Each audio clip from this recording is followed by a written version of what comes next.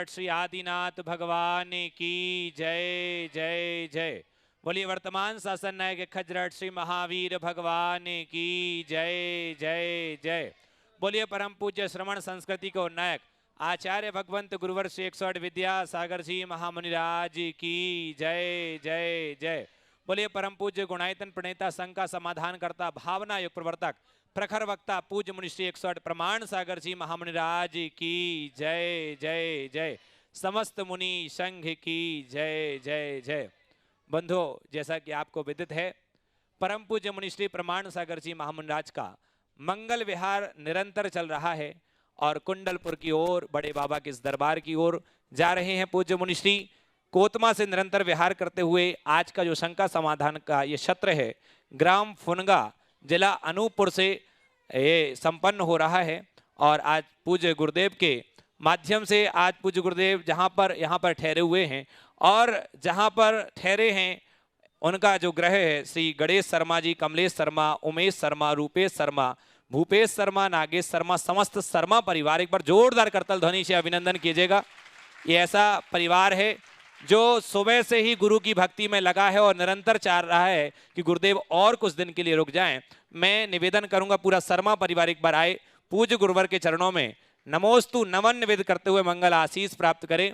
श्री गणेश शर्मा जी, कमलेश जी, उमेश जी, रूपेश जी, भूपेश जी, नागेश जी और समस्त शर्मा परिवार के जितने भी पारिवारिक जन हैं वो आ जाएं।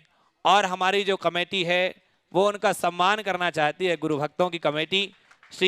मैं निवेदन करूंगा हमारे समक्ष आज प्रेमचंद जी प्रेमी श्रोमणी संरक्षक गुणायतन वो हैं, वो आएंगे और ऐसे शर्मा परिवार का सम्मान करें। सुभाष जी श्रोमणी संरक्षक वो भी आ जाएं और सुमित जैन जी अखाई वाले ट्रस्टी गुणायतन हैं वो आएँ और ऐसे परिवार का IRS अतुल जैन जी भोपाल से हमारे बीच में हैं वो भी आएँ और ऐसे परिवार का सम्मान करें। मैं निवेदन करूंगा आ जाए एक बार जोरदार करतल ध्वनि से अभिनंदन कीजिएगा। बंधुओं, वो बड़े पुण्यशाली जीव होते हैं जिनके घर पर गुरुवर के चरण पड़ते हैं और निश्चित ही आज ये शर्मा परिवार अपने आप को सुबह से ही धन्य महसूस कर रहा है कि ऐसे संत के चरण हमारे यहाँ पड़े।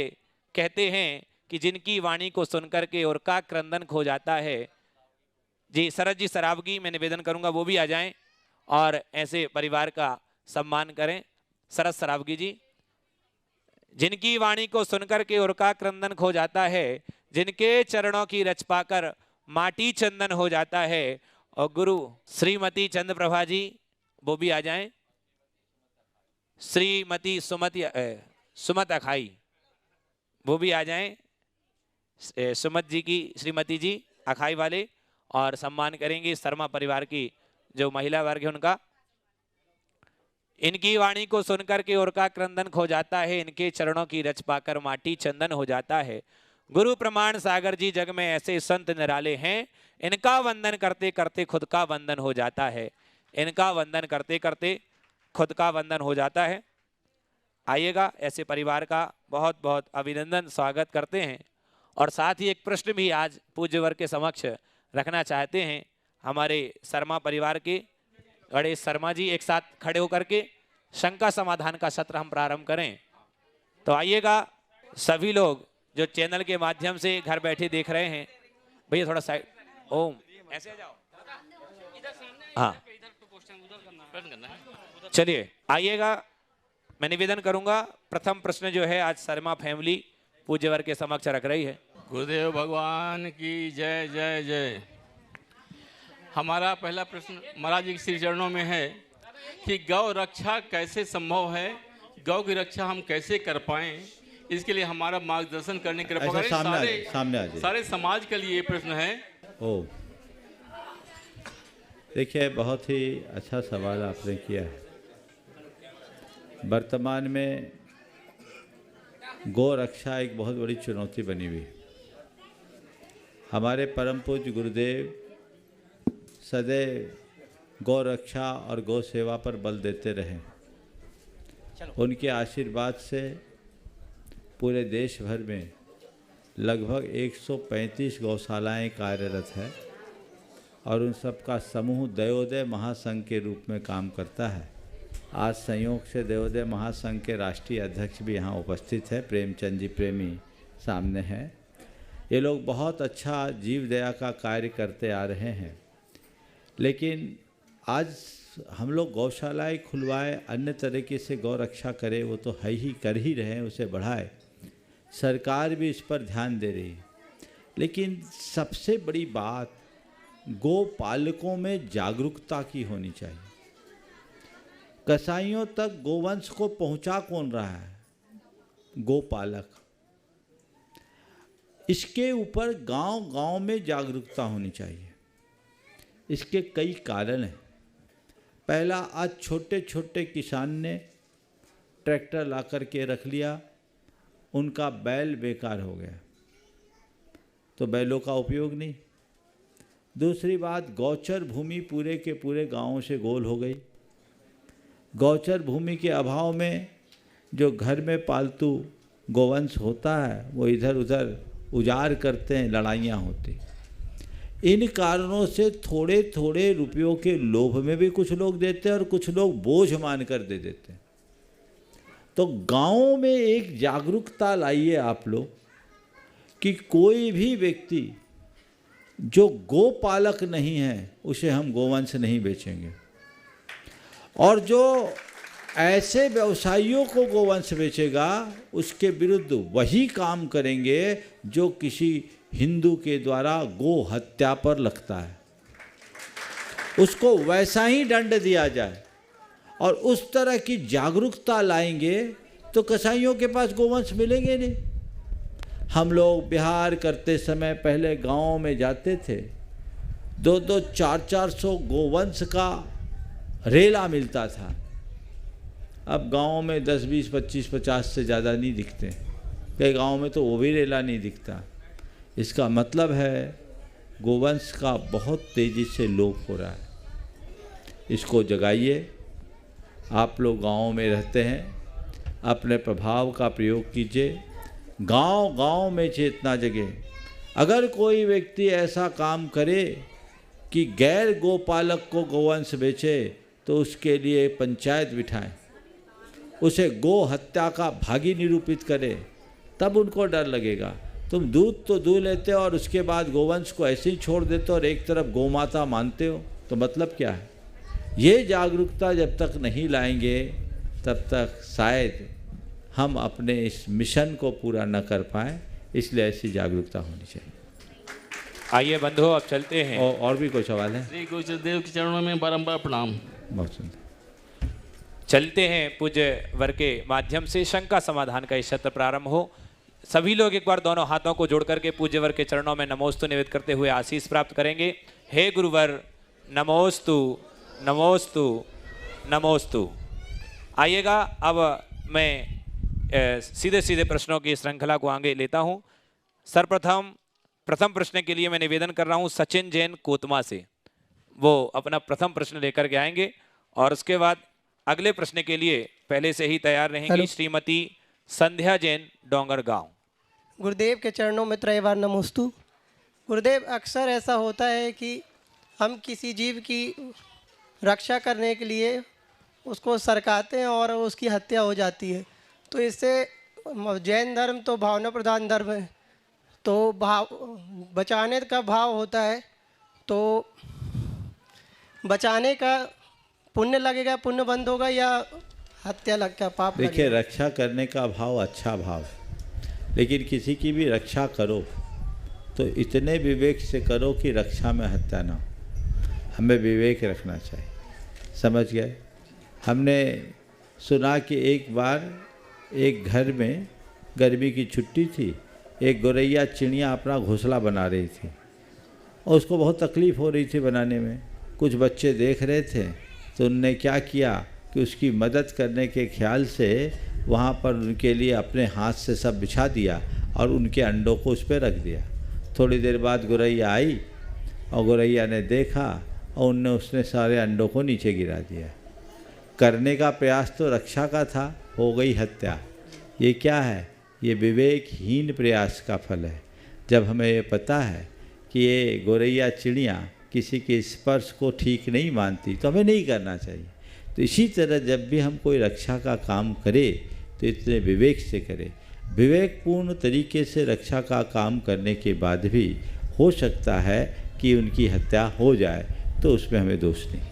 नमोस्तु। श्रीमती संध्या जैन डोंगर गांव से, और उसके बाद तैयार रहेंगे अंशु जैन कोतमा। नमोस्तु महाराज श्री, नमोस्तु महाराज श्री, नमोस्तु महाराज जी। कांजी आहार क्या है, कब, कहाँ और कैसे इसका प्रयोग किया जाता है? वह आचाम्ल क्या है? कांजीर और अचाम्ल का जो उल्लेख होता है, ये एक प्रकार से निर्विकृति है।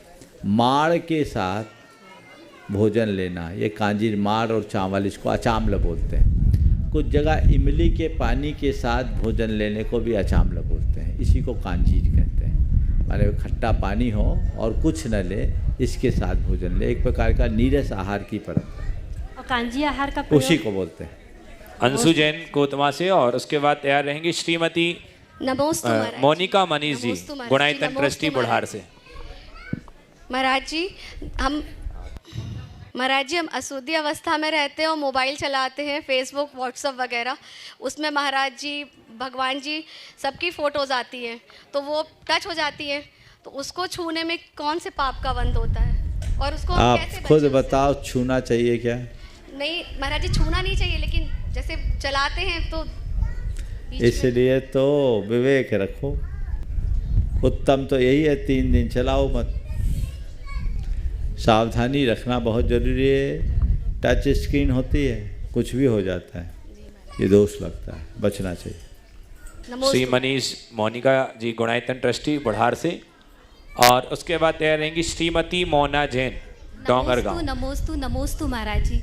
महाराज जी, शास्त्रों में 6 रस का त्याग आता है और रसी 7 होती हैं, 7 दिन की 7, तो कौन सी एक है जो रस नहीं है? रस 6 हैं और रसी 7 है।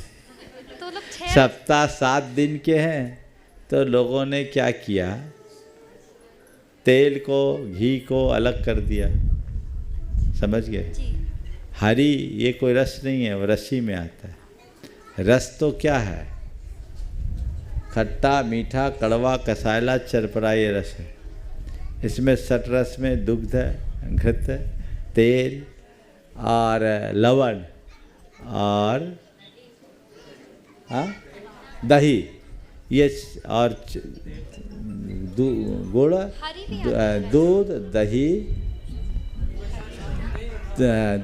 दही, तेल, घी और मीठा गुड़ और नमक, लवण, ये 6 रस होते हैं, और हरी साथ में जोड़ देते हैं। चलिए नमोस्तु महाराज। आगे।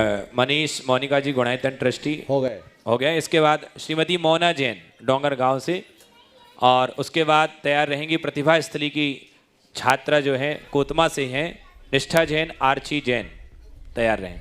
मुनि श्री को नमोस्तु नमोस्तु नमोस्तु। मुनि छुल्लक महाराज जी को इच्छा भी। मुनि श्री जी, मैं अपने भावना योग का एक्सपीरियंस बताना चाहती हूँ। मुझे 2017 में कैंसर हो गया था, तो मैं रामटेक गई थी, आचार्य श्री के दर्शन किए मैंने, और उनके दर्शन के बाद मैं बॉम्बे गई। वहाँ से फिर जब मेरा इलाज हुआ, उसके बाद मैं 2017 से आज तक कंटिन्यू भावना योग कर रही हूँ। मैं पूर्णतः स्वस्थ हूँ मुनिश्री, आप लोगों के आशीर्वाद से। मुनिश्री, मैं आगे आप लोग का आशीर्वाद मुझ पर बना रहे, ऐसी बहुत बढ़िया, ऐसे ही करते रहिए, ठीक है। निष्ठा जैन, आर्ची जैन डोंगर गांव से प्रतिभा स्थली की छात्रा हैं, कोतमा निवासी। और उसके बाद अगले प्रश्न के लिए तैयार रहेंगी जतिन जैन, प्रिंस, गुरुकुल, हैदराबाद, कोतमा। बोले परम तपस्वी, महाकवि, महासाधक, बाल ब्रह्मचारी, संघ के नायक, मुखमाटी रचिता, प्रतिभा स्थली पर नेता, संत शिरोमणि आचार्य श्री 108 विद्यासागर जी महामुनि राज की, पूज्य मुनि श्री 108 प्रमाण सागर जी महामुनि राज की। महाराज जी, मेरा प्रश्न है कि मैं डोंगरगढ़ प्रतिभा स्थली से आई हूँ। मुझे वहाँ पे बहुत अच्छा लगता है और मैं बहुत अच्छे से पढ़ाई करती हूँ।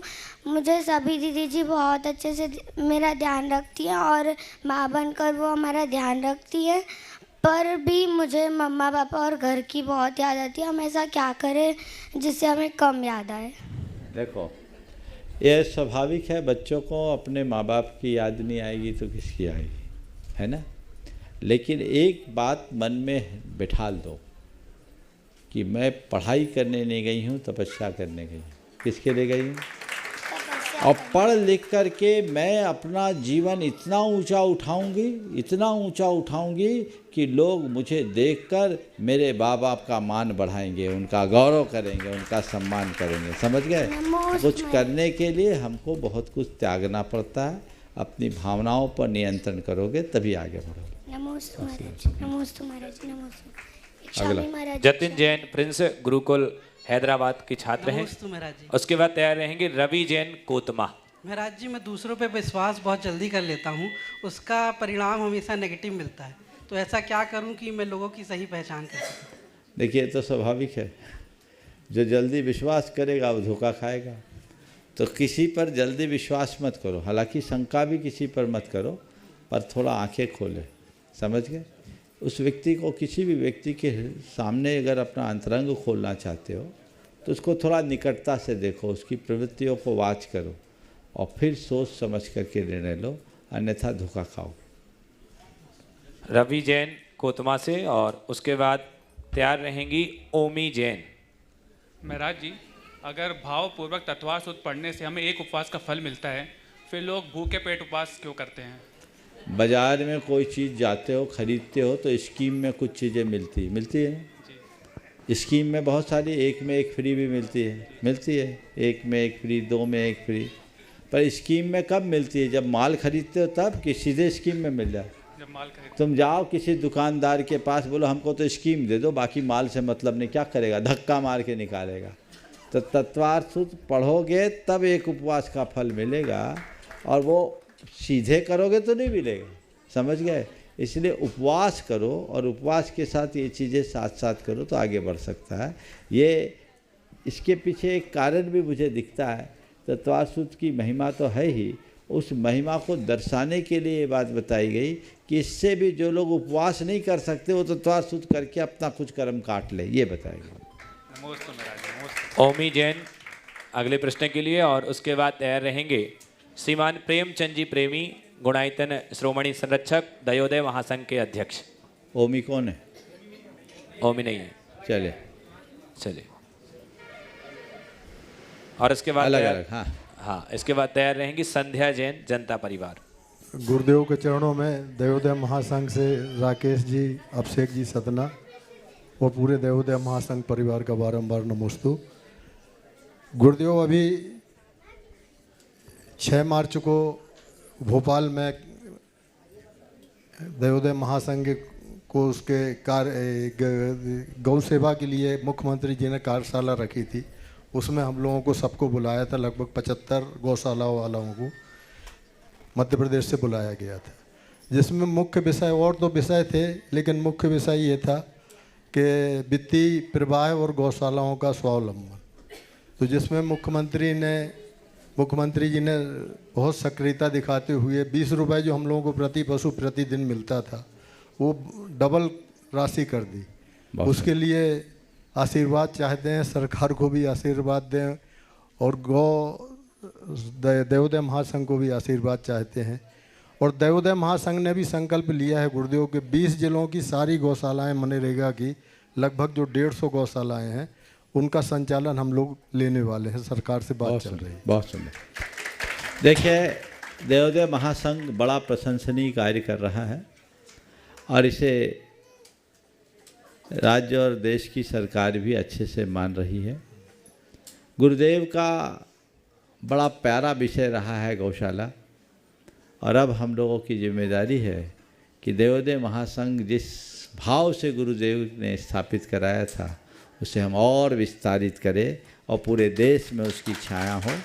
ऐसा प्रयास हो कि एक भी गोवंश संरक्षण के अभाव में मारा न जाए। इसी के ऊपर गुरुदेव बात चल रही है। बहुत सुंदर, ये बहुत अच्छी बात है, और सरकार से अगर ऐसा कोई सहयोग मिलता है तो अपने लिए इससे अच्छी बात कोई नहीं है। आपने बहुत ही प्रशंसनीय बात कही है। आज मध्य प्रदेश सरकार ने, यदि जो ऐसे भी देश में सरकारें बहुत अच्छा काम कर रही है, उसमें मध्य प्रदेश सरकार बड़ी अग्रणी भूमिका निभाई है, जिसने गोवंश की सुरक्षा के लिए पहले से 20 रुपया प्रतिदिन देते थे, अब उसको उनने बढ़ा करके जो 40 रुपया प्रतिदिन का कार्य किया है, ये बहुत ही उत्तम काम किया है। और इसके लिए पूरे प्रदेश के लोगों को मैं कहूँगा, जो गौभक्त अपने आप को मानते हैं, अहिंसा प्रेमी मानते हैं, वे कम से कम सरकार के इस कृत्य की सराहना करते हुए उन्हें एक धन्यवाद दें और कहे कि आपने जो काम किया है बहुत उत्तम किया है, हम इसकी भूरी भूरी प्रशंसा करते हैं। ये मध्य प्रदेश सरकार की संवेदनशीलता का द्योतक है। ऐसे भी सरकार के जो मुखिया हैं डॉक्टर मोहन यादव जी तो यादव हैं, तो यादव वंश का तो पहचान ही है कि वो गोवंश को सुरक्षित करे। बहुत बहुत अच्छा कार्य किया, इसके लिए मेरा उनको बहुत बहुत आशीर्वाद, और गुरुदेव का भी ऊपर से उनको आशीर्वाद मिलेगा। कल शायद वो गुरुदेव के चरणों में अपनी प्रणति अर्पित करने के लिए गए और उनकी समाधि पर अपनी वंदना करके आए। जरूर उनका आशीर्वाद उनको मिलेगा और वो और ताकतवर बन करके उभरेंगे। इस तरह के उपक्रम को हमें बढ़ाना चाहिए। मध्य प्रदेश को एक ऐसे राज्य के रूप में स्थापित करने का प्रयास हो जहाँ एक भी गोवंश कसाईयों के हाथ ना जा सके, ऐसा प्रयास करें। बहुत बहुत आशीर्वाद। नमस्ते। साध्या जैन, जनता परिवार कोतमा से। सुभाष जी को पहले ले लो, बैठ जाओ। हाँ, इससे मैं निवेदन करूंगा सेठ सुभाष जैन जी श्रोमणी संरक्षक गुणायतन से अपनी श्रीमती जी के साथ चंद्र प्रभा जी साथ में रहेंगी, और उसके बाद साध्या जैन कोतमा। गुरुजी नमोस्तु नमोस्तु नमोस्तु।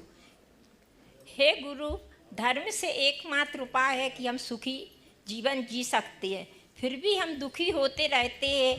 हम भ्रमित कहाँ से होते हैं गुरुजी? मेरी समझ में यह नहीं आता कि मैं कितना धर्म करूं और सुखी रहूं। बात बिल्कुल यथार्थ है कि धर्म से व्यक्ति का जीवन सुखी हो सकता है, बल्कि इसे संशोधित करके मैं कहूँ केवल धर्म से ही जीवन सुखी होता है, पर लोग इसे अंदर से स्वीकार नहीं कर पाते।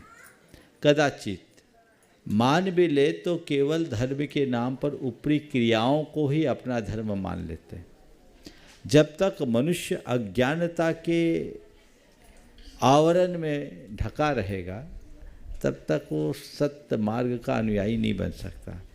धर्म के मर्म को जानकर यदि हम धर्म को ठीक रीति से आत्मसात करेंगे तभी हमारा पथ प्रशस्त होगा और तभी हम अपने जीवन को आगे बढ़ा पाएंगे। साध्या जैन, जनता परिवार कोतमा से। और कौन? और उसके बाद तैयार रहेंगे सुमित जैन अखाई वाले। विजय मामा। हाँ, विजय जी मामा। चलो, उनका भी प्रश्न था। इसके बाद गुरुदेव के चरणों में कोटि सा नमोस्तु। गुरुदेव, कोयल अपनी भाषा बोलती है इसलिए स्वतंत्र रहती है, वहीं दूसरी ओर तोता दूसरे की भाषा बोलता है इसलिए वह कैद रहता है, परतंत्र होता है। तो शंका यह है गुरुदेव कि अपनी भाषा और पराई भाषा क्या होती है? बहुत अच्छा वाक्य है। कोयल अपनी भाषा बोलती है इसलिए स्वतंत्र रहती है, और तोता दूसरों की भाषा बोलता है इसलिए परतंत्र होता है। जिनका भी ये दृष्टिकोण है अपनी जगह बहुत अच्छा है, लेकिन इसे मैं थोड़ा उलट करके देखता हूँ। कोयल में माधुर्य है लेकिन उसके साथ कालापन है,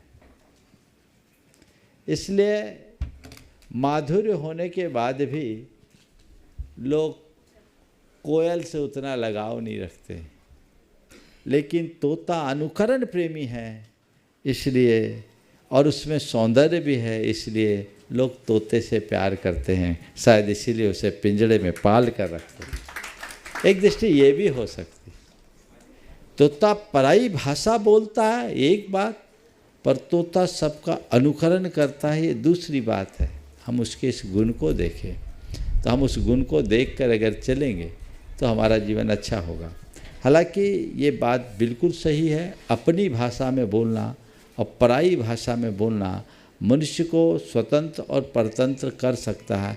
अपनी भाषा में बोलने का तात्पर्य केवल ये है कि व्यक्ति अपनी मर्यादाओं को जाने और अपने स्वभाव के अनुरूप जिए, और जो व्यक्ति अपने स्वभाव से विमुख होता है, मर्यादाओं का उल्लंघन करता है, उसे घोर विपत्तियों का सामना करना। हाँ, साध्या जैन अपना प्रश्न रखेंगी जनता परिवार कोतमा से, और उसके बाद तैयार रहेंगे सुमित जैन अखाई वाले गुणायतन ट्रस्टी।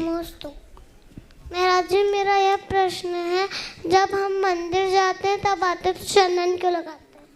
माथे में चंदन क्यों लगाते हैं? माथे में चंदन 2 कारणों से लगाया जाता है। चंदन लगाने से ये हमारा ये आज्ञा चक्र है वो ठीक होता है, इससे मन शांत होता है। चंदन लगाने से हमारी धार्मिकता की पहचान होती है, समझ गए? और हमारे भगवान के शरीर से चंदन की सुगंध होती थी, तो ये समझो कि हम भगवान की रज अपने माथे में लगा रहे, इसलिए माथे पर चंदन लगा। हाँ, सुमित जैन जी अखाई वाले, और उसके बाद तैयार रहेंगे मोना जैन डोंगड़ गांव से, जो सारमती हो गया। नमोस्तु। गुरुजी, घर में पवेलियन कुत्ता पालने से कितना पुण्य मिलता है जैनियों को, इसकी शंका समाधान चाहिए। देखो, अनेक बार इस विषय पर मैंने अपनी बात कही। कुत्ता बिल्ली जैसे क्रूर प्राणी पालने के योग्य है ही नहीं। हमारे शास्त्रों में जो पालन पोषण के योग्य पालतू पशु की श्रेणी में गाय बैल है, इनका पालन करना चाहिए। भैंस है, बकरी है, घोड़ा है, ये पालतू पशु की श्रेणी में आते हैं। क्रूर प्राणियों को पालने का शास्त्रों में स्पष्ट निषेध है, और जैन शास्त्रों के अनुसार तो जो क्रूर प्राणियों को पालता है उसे नरकायु का बंध होता है, यानी ये दुर्गति का कारण है। आजकल फैशन हो गया, माँ बाप को तो कुत्ते से बुरी दृष्टि में देखे और कुत्ते को अपने गले से लगा के घूमे, ये कौन सा जीवन? ये सब पाश्चात्य कल्चर का परिणाम है। पहले हमारे घरों के दरवाजे पर लिखा रहता था स्वागतम सुस्वागतम अतिथि देवो भव, आजकल लिखा जाता है सावधान अंदर कुत्ते हैं। ये क्या है? अंदर कुत्ते हैं, इंसान कहाँ गया? घर में गाय रंभानी चाहिए, कुत्तों की भौंकने की बात नहीं होनी चाहिए। जिस घर में गाय रंभाती है वहाँ वात्सल्य भरता है, गाय वात्सल्य का प्रतीक। और कुत्ते का भक्षण, ये तो क्रूरता का द्योतक है। इनसे बिल्कुल बचना चाहिए, इनसे परहेज करना चाहिए। हम लोगों को तो मालूम पड़ जाए कि इनके घर में कुत्ता पला है तो आहार भी नहीं लेते। जिस घर में कुत्ता पलता है और जिनने कुत्ते पाल लिए वे चौके मत लगाना, समझ गए? हाँ, ये बहुत ध्यान में रखने की बात है, ये आपकी जिम्मेदारी है, क्योंकि घर के कुत्ते को तो सब जगह खुला मिलता है ना, वो कहीं भी जा सकता है। ये बिल्कुल गलत है, अशास्त्रीय, से बचना चाहिए। गुरु जी के चरणों में कोटि सा नमन। गुरु जी, पुद्गल का स्वभाव है मूर्तिक, और उपचार से उसे अमूर्तिक क्यों कहा, और ये उपचार क्या चीज़ है?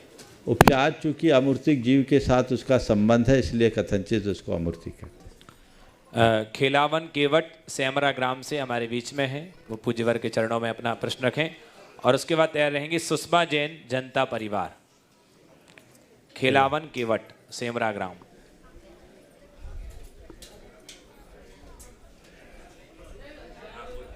मैं गुरुवर के चरणों में प्रणाम करता हूँ।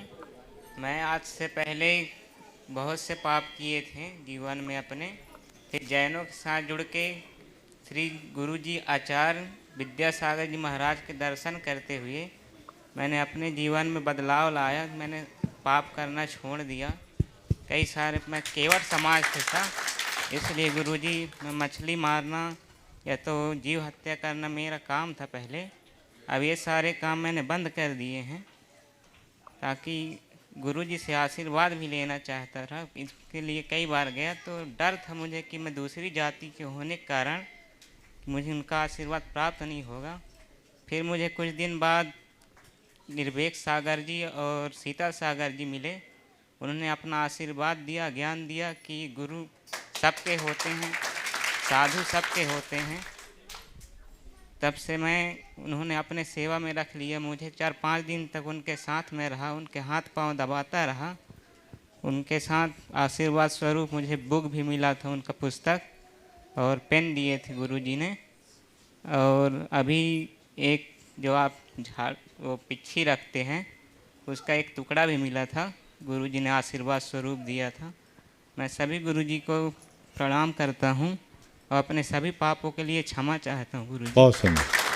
देखो, जब जागो तभी सवेरा। बहुत अच्छी बात है, तुम्हारा शुभोदय जगा। तुम्हारा हृदय परिवर्तन आया। अब मुड़ के मत देखना, समझ गए?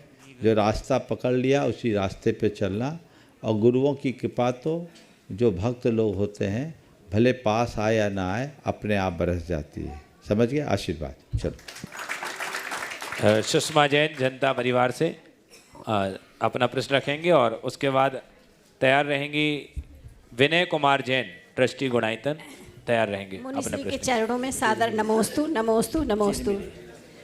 ये हाइकू है आचार्य श्री का। ना मत कहो हाँ की कुबत देखो। ना कहने से काम बिगड़ जाता है और हाँ कहने से बनता नहीं है, लेकिन अगर हम नहीं कर पाते हैं तो और बिगड़ जाता है। इसे कृपया आप मार्गदर्शित करें। ना मत कहो हाँ की कुबत देखो, तीसरा दंग रह जाओ। गुरुदेव ने बिगड़ रहा है, दंग रहोगे, दंग रहोगे। ना मत कहो हाँ की कुबत देखो, दंग रहोगे। अर्थात गुरुदेव का इसमें जो दृष्टिकोण है वो ये है, नकारात्मकता से बढ़ो और बचो और सकारात्मकता को अपनाओ। मुझसे नहीं होगा और मुझे करना है, दोनों में अंतर है ना। जो कहेगा कि मुझसे नहीं होगा वो कुछ नहीं कर पाएगा। नकारात्मक सोच वाला मनुष्य नकारा हो जाता है और सोच को सकारात्मक बनाने वाला ऊंचाई छूता है। हाँ की कुबत का मतलब है पॉजिटिविटी की सामर्थ्य देखो। हाँ कहने का तात्पर्य गुरुदेव का ये नहीं कि केवल हाँ में हाँ मिलाओ। हाँ में हाँ मिलाने वाला तो विफल हो सकता है, लेकिन सोच को सकारात्मक बनाकर चलने वाला व्यक्ति जीवन में सदैव सफल। अच्छा, ये वाक्य है गुरुदेव ने कुंडलपुर के पंचकला के। बहुत सुंदर, नमोस्तु गुरु। विनय कुमार जी ट्रस्टी गुणायतन और चिरमिरी से हैं। उसके बाद तैयार रहेंगे गणेश शर्मा जी जो जिला जेलर हैं और चित्रकूट निवासी हैं। आज पूज्यवर के चरणों में आशीष प्राप्त करने आए। गणेश शर्मा जी अपना नमोस्तु महाराज जी। आत्मा रहती शरीर में है लेकिन कहाँ तक जा सकती है, और हाथी के दांत दिखाने के और खाने के और होते हैं, उसका थोड़ा सारांश बताएं। दोनों सवाल अलग अलग है। आत्मा शरीर में रहती है, शरीर के भीतर ही रहती है। मृत्यु के बाद जहाँ जन्म लेना वहाँ जा सकते हैं, लेकिन कभी कभी हम लोग आपे से बाहर होते हैं। गुस्सा तेज आ जाए तो आत्मा अपने शरीर से तिगुने प्रमाण फैल सकता है। कोई वेदना अगर तीव्र हो जाए तो छटपटाहट में हमारा शरीर तिगुना प्रमाण फैलता है। ये दो स्थितियों में हमारी आत्मा वर्तमान के हिसाब से बोल रहा हूँ शरीर से बाहर जाती है। और कुछ लोग मृत्यु के पूर्व जहाँ जन्म लेना है कुछ क्षण पहले उस स्थान का स्पर्श करके भी आ सकते हैं। शेष समय में आत्मा शरीर के हिसाब से होता है। हाथी के दांत खाने के अलग और दिखाने के अलग होते हैं। ये लोगों के दोहरेपन को रेखांकित करने वाला कहावत है। हाथी के दो दांत होते दिखते हैं पर वो काम के नहीं होते। जो लोग केवल दिखावा करते हैं, अंतःस्पर्शी नहीं होते, उनके लिए यही कहते हैं जो दिख रहा है वो सच मत मानो। खाने के दांत अलग है, दिखाने के अलग। आइएगा अगले प्रश्न के लिए गणेश शर्मा जी और उसके बाद तैयार रहेंगे जो पूज्यवर के मंगल विहार में अनवरत रूप से पूज्यवर के साथ चल रहे हैं। गोल्डी भैया, शरद सरावगी जी, जीतू भैया कोलकाता, विक्रम अंबिकापुर, विक्रम जी, हरीश जी दिल्ली, निखिल जी कोतमा, अक्षय गुणायतन, तापस जी गुणायतन और चंदू काका, बिमल जी अमरपाटन, अशोक जी। ये सभी लोग एक साथ खड़े होकर के एक प्रश्न पूज्यवर के चरणों में रखें। हाँ बोलिए। गुरुदेव चरणों में नमन। गुरुदेव महाराज जी, मैं ये पूछना चाहता हूँ साधना में मन को एकाग्र कैसे करें? देखिए, मन को एकाग्र करने के लिए अभ्यास की जरूरत है। हम निरंतर अभ्यास करें, उसमें स्वाध्याय और आत्मचिंतन दोनों बहुत उपयोगी। अगर निरंतरता से ये अभ्यास हम करते हैं तो हमारे जीवन में धीरे धीरे चीज़ हो सकती है। मन को एकाग्र करने के लिए भावन भी एक बहुत अच्छी प्रक्रिया है। जो हम पाना चाहते हैं, जैसा हम होना चाहते हैं, उसकी भावना अगर हम निरंतर भाते रहे तो हमारा मन बहुत आसानी से एकाग्र हो सकता है। आइए पूरे बिहार की टीम और साथ में जो सकरार से अभी आए हैं पूज्यवर के चरणों में और निरंतर विहार करेंगे। सभी लोग खड़े हो जाएं और तापस जी अपना प्रश्न रखेंगे और उसके बाद अगले प्रश्न के लिए तैयार रहेंगे नितिन जैन कोतमा। महाराज जी के चरणों में तीव्र नमस्ते।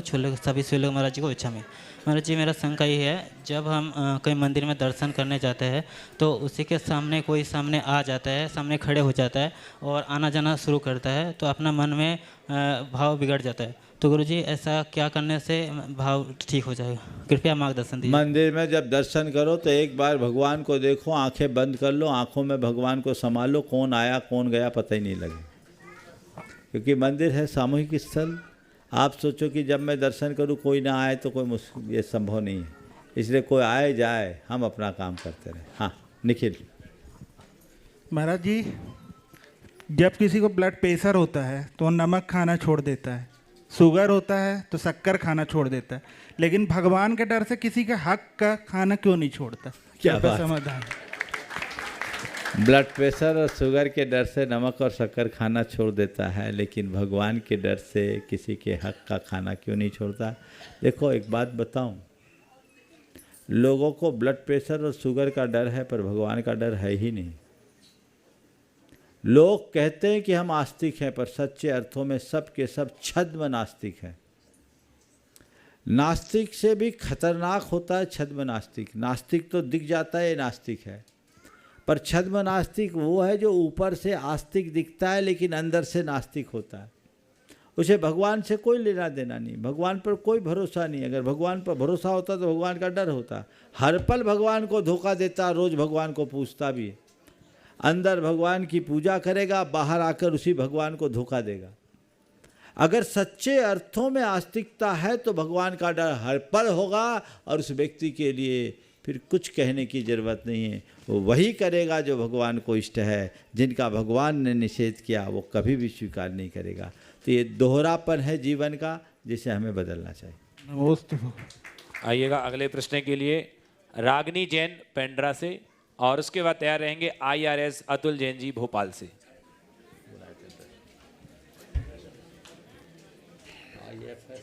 नमोस्तु महाराज जी। बोलो। बुरी परिस्थिति में अपने आप को शांत कैसे रखें जिससे कि हमारा मन शांत रहे? बुरी परिस्थिति में अपने आप को शांत कैसे रखें, अक्सर ये सवाल आता है। आज से कुछ दिन पहले मैंने बहुत विस्तार से इस पर चर्चा की। आज संक्षेप में इतना ही कहूँगा। मन को शांत रखने के लिए सबसे पहले सकारात्मक सोचो, अपनी सोच को सकारात्मक बनाओ। दूसरी बात, मन में धैर्य रखो, ये सोचो कि आज स्थिति बुरी है कल अच्छी होगी। तीसरी बात, आशावादी बनो। और चौथी बात, आत्मविश्वास से लबरेज रहो, चीज़ें बदल जाए। IFS अतुल जैन जी भोपाल से गुणायतन ट्रस्टी अपना प्रश्न रखेंगे, और उसके बाद तैयार रहेंगी आरती जैन कोतमा से। नमोस्तु गुरुवर। सभी धर्म महान हैं, सभी धर्मों का आदर करना चाहिए, सभी धर्मों का सम्मान करना चाहिए। फिर साथ में मिथ्या दर्शन और मिथ्यात्व की बात आती है, तो इसको ध्यान में रखते हुए गुरुदेव जी मैं जानना चाहता हूँ कि हमें दूसरे धर्मों के बारे में किस तरह की अवधारणा और किस तरह की सम्मान की बात करें। देखिए, धर्म और धर्मी अलग अलग चीज़ होती है। धर्म सबके आस्था का विषय है, और जिसका जिस धर्म में विश्वास है, जिसकी जैसी आस्था है, वो दृढ़ता के साथ अपने धर्म का पालन करे, पर कट्टरता से बचे। मुझे जो चीज़ धर्म के विषय में अच्छी लगती है, आज मान लीजिए धर्म है, एक धर्म है जहाँ अहिंसा को प्रमुखता है, अहिंसा को ही परमो धर्म कहा, और दूसरी तरफ धर्म और धर्म के नाम पर हिंसा है। तो जिस मनुष्य की अहिंसा में आस्था है वो हिंसा को धर्म कैसे मानेगा? सपने में भी नहीं मानेगा।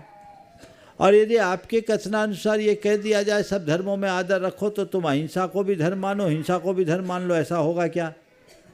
रात और दिन दोनों एक कैसे होंगे? तो मैंने जो धर्म के स्वरूप को समझा है, मेरी व्यक्तिगत चॉइस है, वो मेरी अपनी आस्था का विषय है। मैं उस आस्था के अनुरूप जीऊँ, ये मेरी दृढ़ता है और ये मेरी स्वतंत्रता भी है। लेकिन यही चीज़ कट्टरता में बदल जाए तो कटुता फैलती है। कट्टरता नहीं होनी चाहिए, कुशलता होनी चाहिए। कट्टरता और कुशलता में क्या अंतर है? अपने धर्म का दृढ़ता पूर्वक पालन करते हुए दूसरों का अनादर न करना कुशलता है, और अपने धर्म को श्रेष्ठ निरूपित करते हुए दूसरों को तुच्छ साबित करना कट्टरता है। ठीक है, उसका अपना विश्वास है, मेरा अपना विश्वास है, मैं अपने विश्वास की तरह जीता हूं और उस पर जीने का मुझे पूर्ण अधिकार है। हमारा संविधान भी हमें स्वतंत्रता देता है, लेकिन मैं अपना धर्म दूसरों पर थोपूं, ये अच्छी बात नहीं है।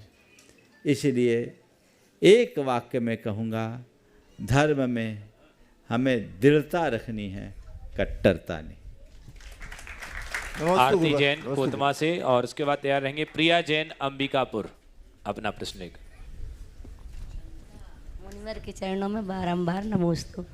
मुनिवर, भावना योग का आइडिया आपके मन में कैसे आया, कब आया और इसकी शुरुआत कैसे हुई? देखो, भावना योग ऐसे तो बहुत सालों से मेरे मानस में घूम रहा था। बीच के दिनों में बहुत सारी पुस्तकें लोगों ने दी जो अंग्रेजी में थी, मैंने वो पढ़ा। हमारी समाज की नई पीढ़ी के लोगों का बड़ा उसमें रुझान हुआ। मैंने जब उन पुस्तकों को पढ़ा तो लगा कि ये तो सब हमारी चीज़ है, हम लोग ध्यान साधना का अभ्यास करते हैं। तो मेरे मन में बहुत सालों से एक मंथन चल रहा था कि कोई एक ऐसी बात, ऐसी एक पद्धति लोगों के बीच प्रस्तुत होनी चाहिए जिससे हमारी पीढ़ी इसका लाभ ले और पश्चिम की तरफ भागने से बचे। इसी क्रम में 10 लक्षण में शिविर लगते। 2018 में रतलाम में शिविर था। इससे पूर्व शिविरों में मैं ध्यान कराया करता था सुबह से। मन में आया इस बार के शिविर में ध्यान कराने की जगह भावना योग करूं, और 10 दिन तक लगातार लोगों ने ये भावना योग किया, और इसकी एक प्रकार से औपचारिक शुरुआत रतलाम से 2018 से हुई। तब से निरंतर चल रहा है और लोग लाभ ले रहे हैं और लोगों को बहुत अच्छा लग रहा है। बड़ा सफल प्रयोग है। मुनिवर, मुझे अस्थमा है और मैं रोज भावना योग करती हूँ, बहुत बहुत आराम है। आराम है ना? बहुत बढ़िया। प्रिया जैन रायपुर अंबिकापुर से, और उसके बाद तैयार रहेंगे डॉक्टर सुधीर जैन।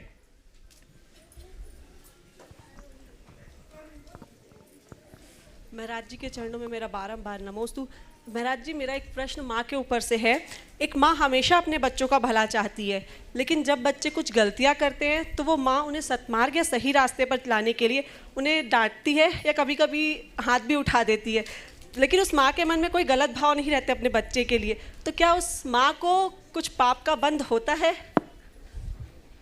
देखो, माँ बच्चे को न डांटे तो बच्चे रास्ते पर ना आए, लेकिन डांटने की भी एक सीमा होनी चाहिए। हालांकि अब पाप पुण्य को तो मैं एक तरफ रखता हूँ थोड़ी देर के लिए। बच्चों पर हमारा प्रभाव पड़े, इसके लिए माँ और पिता, खासकर माँ को ज़्यादा ये चाहिए कि बच्चों को डांट डपट मार पीट करने की अपेक्षा आँखों का लिहाज सिखाए, तब बच्चे कद्र करेंगे। और डांटना भी है तो 10 गलती में एक बार डांटो। हाँ जी, वही करते हैं। एक गलती में 10 बार डांटने की आदत से बचो। अब क्या होता है वो तो आप ही लोग जानते हैं। एक गलती में 10 बार डांटोगे तो बच्चों के मन में आएगा मम्मी तो बोलते ही रहती है, फिर आपकी वैल्यू ख़त्म। पर 10 गलती में एक बार बोलोगे तो माँ ने मुझसे कहा है तो ये बात ठीक नहीं है, मुझे नहीं करना। और कई बार अगर आपने बच्चों को ठीक तरीके से संरक्षण दिया है, पाला पोसा है, तो डांट की ज़रूरत भी नहीं पड़ सकती। एक बच्चे का रिजल्ट आया, देखिए पेरेंटिंग क्या होती है। रिजल्ट आया, उसका 4 विषयों में डिस्टिंक्शन आया। मैथमेटिक्स और इंग्लिश में थोड़े मार्क्स कम आए। बेटे ने रिजल्ट लाके दिखाया, माँ ने रिजल्ट लिया, जिन विषयों में डिस्टिंक्शन था उनके आगे माँ ने रिमार्क लिखा, वेरी गुड। और गणित और अंग्रेजी में कम मार्क्स आए थे, उसमें कुछ नहीं लिखा। उसकी सहेली पास में बैठी थी, उसने कहा बच्चे ने जिनमें कम मार्क्स लाए, आपको उसके बारे में बच्चे को बोलना चाहिए कि बेटा इस पर ध्यान दो, ये तुम्हारा वीक है। बोले नहीं, मुझे अब बोलने की ज़रूरत नहीं, मेरा बेटा समझदार है। वो समझ गया कि मम्मी ने इसमें कोई रिमार्क नहीं लगाया है, इसका मतलब मुझे इस पर विशेष फोकस करना है। वो करेगा, और उसने किया, और अगले साल उसका रिजल्ट और अच्छा हुआ। तो कहने का तरीका भी है, बहुत धैर्य, समझदारी और संवेदनशीलता के साथ बच्चों को ट्रीट करना चाहिए। अगर उस तरीके से करेंगे तो बहुत अच्छा होगा। और मारपीट बहुत अच्छी बात आज के युग में नहीं मानी जाती। नहीं तो एक ज़माना था जब बच्चों के ऊपर मुगरी भी उठाई जाती थी, जलती हुई लकड़ी भी दिखाई जाती थी। अब तो लकड़ी ही नहीं बची। वो समय बदला है ना। हालांकि हम लोग हैं कुट-पिट के मजबूत हुए हैं, लेकिन आज के बच्चे अलग हो गए हैं। पहले अनेक संतान होते थे, उनको उसी तरह से लाड भी मिलता था, डांट भी मिलती थी, लेकिन मार पीट को मैं अच्छी बात नहीं मानता।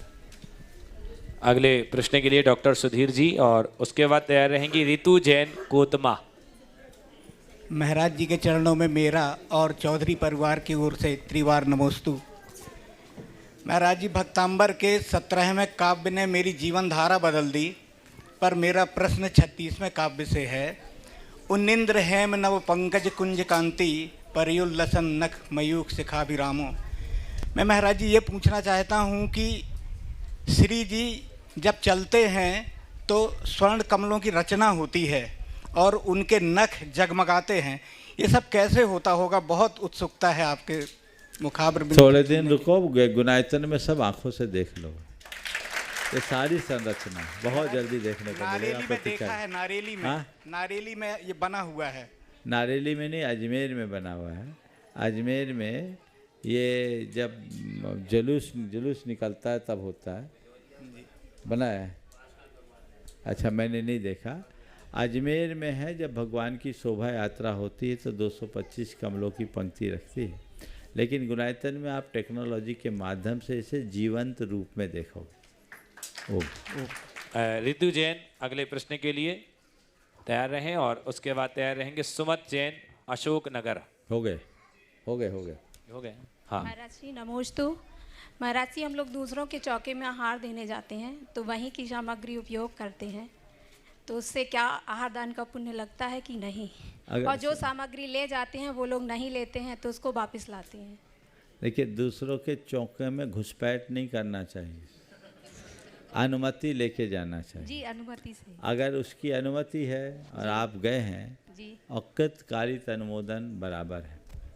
हमें चलो भाई, हमने देने का भाव दिया, जो दे रहा उसकी हम अनुमोदना कर रहे हैं जी, और आप उस अनुमोदन से भी उतना ही पुण्य प्राप्त कर सकते हैं जी। ऐसा अपना देने का भाव रखना अच्छा है, लेकिन सभी अपना देने के भाव रखेंगे तो साधु आहार ही नहीं ले पाएगा, बीच में अंतराया जाए। वो उसकी इच्छा पर है, वो अपनी सामग्री का उपयोग कर रहा है। अब सब लोग सामग्री देते रहेंगे तो अपनी कब लगाएगा? उसको भी तो अपना देखना है। हाँ, थोड़ा बहुत सामने वाले की भावनाओं का आदर करते हुए कुछ लिया जा सकता है जी। नमोस्तु महाराज जी। आइए अगले प्रश्न के लिए विपिन जैन कोतमा। विपिन जैन कोतमा अगले प्रश्न के लिए तैयार रहें। हाँ, नहीं है विपिन, अगला नाम बोलो। अगले प्रश्न के लिए श्रीमान शौर्या जैन जनता परिवार कोतमा से हैं।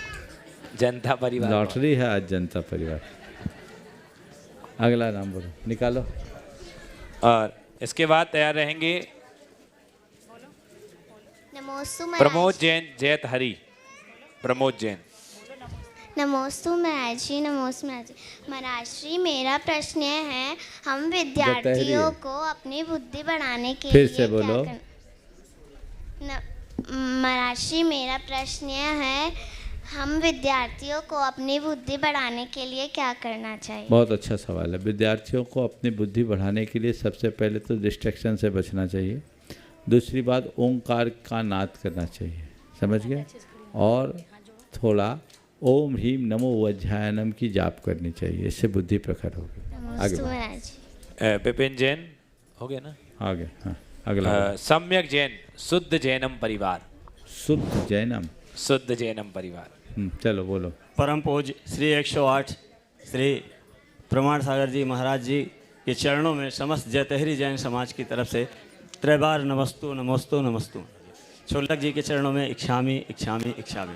ओम। हे गुरुदेव, मेरे दिमाग में एक प्रश्न बारंबार उठता है कि जो विदेश क्षेत्र में हम लोग पूजन में पढ़ते हैं कि ये 20 तीर्थंकर भगवान सीमंदर आदि जो विद्वान हैं, क्या वो हमेशा विद्वान रहेंगे या कि उनकी आयु पूरी होके वो सिद्ध अवस्था को प्राप्त होंगे और उनकी जगह? देखिए, 20 तीर्थंकर विद्यमान होंगे, लेकिन वे विद्यमान नहीं होंगे। सीट खाली होगी, दूसरे आएंगे।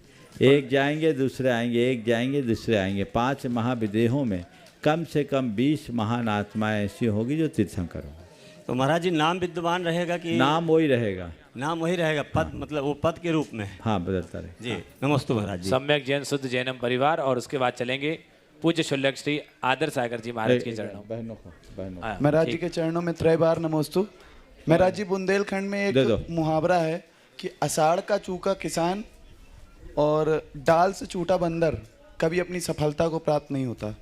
तो महाराज श्री, ऐसा कई बार हमारे जीवनों में भी हो जाता है कि व्यापारिक जीवन या व्यवहारिक जीवन दोनों में कुछ ऐसी गलतियां हो जाती हैं कि अपने आप को बचाना, अपने आप को निकालना असंभव सा प्रतीत होता है। ऐसे समय में महाराज श्री, हम ऐसा क्या करें कि डगालों को छोड़कर धर्म रूपी तने को पकड़कर अपने जीवन को सार्थक बनाएं? महाराज देखो, ये बात बिल्कुल सही है। इस दोनों कहावतों का, इस कहावत का मूल अर्थ यही है कि जो व्यक्ति अवसर के अनुरूप काम नहीं करता वो जीवन में सफल नहीं हो। इसलिए हमें अवसर की परख होनी चाहिए, औचित्य का बोध होना चाहिए। कदाचित कोई गलत निर्णय या गलत नीति अपना भी ले तो हमें उसकी समीक्षा करके उसे सुधारना चाहिए और उस नुकसान से नसीहत लेना चाहिए। जो व्यक्ति नुकसान से नसीहत लेने में समर्थ हो जाता है वो अपने आगे का रास्ता प्रशस्त कर सकता है। मैं निवेदन करूंगा, हमारे समक्ष ब्रह्मचारिणी दीदी लोग हैं और वो भी अपना प्रश्न पूज्यवर के चरणों में रखेंगे। नमोस्तु महाराज श्री। ये प्रश्न मेरे भाई का है। वो पूछना चाहता है कि हमारे भगवान वीतरागी हैं, राग द्वेष से मुक्त होते हैं, लेकिन मनुष्य जो संसारिक रहता है, राग द्वेष में लिप्त रहता है, तो क्या भगवान हमारे वीतरागियों की ही पूरी इच्छा करते हैं कि रागियों की भी जो इच्छाएं होती हैं उनको भी पूरी? भगवान ना वीतरागी की इच्छा पूरी करते हैं, ना रागी की पूरी करते हैं। भगवान इच्छा पूरी नहीं करते, पर भगवान की शरण में आने वालों की इच्छाएँ समाप्त हो जाती हैं और हमारी इच्छा खत्म हो जाए, हम इच्छा से अनिच्छा की ओर मुड़ जाएं, यही हमारे जीवन की सबसे बड़ी उपलब्धि है और यही हमारी साधना है, यही हमारा लक्ष्य है। उसकी तरफ हमारी दृष्टि होनी चाहिए। ऐसा दृष्टिकोण अपना करके चलेंगे तो जीवन सफल होगा। समय हो गया। कल हम लोग चेचाई में, कल प्रातःकाल हम लोगों का प्रवेश होगा। चेचाई में कल की चर्या होगी और परसों प्रातःकाल बुढ़ार में प्रवेश होगा। समय हो गया। यहीं पर विराम। बोलिए परम पूज्य आचार्य गुरुवर श्री विद्यासागर जी महाराज। बोलिए परम पूज्य गुणायतन प्रणेता संघ का समाधान।